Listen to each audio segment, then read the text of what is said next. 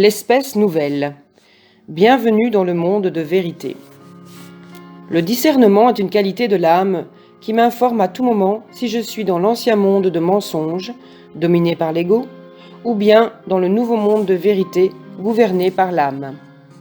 La prise de décision de transformation à tout prix sonne le départ du mouton de la bergerie illusoire et son saut dans le nouveau monde de vérité. Alors débute la naissance de la jument souveraine. Qu'est-ce qui différencie la jument du mouton ? 1. Tout d'abord, elle se souvient de qui elle est, dièse créatrice illimitée et que son âme est souveraine.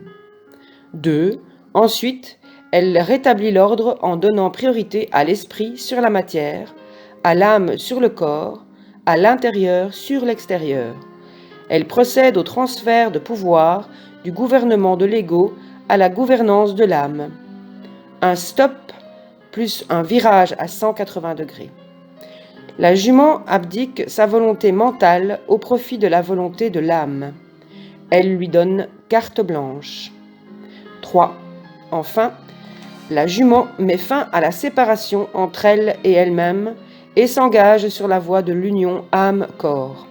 Elle procède à la dissolution progressive du mur de mort de la bergerie.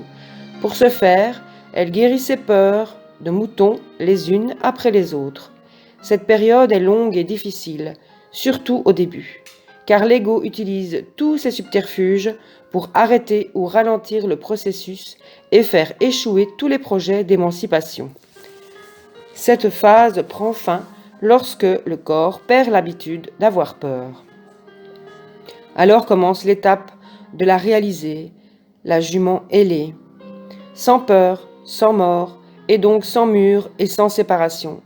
La porte est grande ouverte à l'infusion de l'esprit dans la matière. C'est là que se joue la partie. Diès est aux commandes et dirige tout directement, instantanément, irrésistiblement, avec sa vision une et indivisible, et son regard qui englobe tout. Fini la séparation avec les successions du temps et les divisions de l'espace.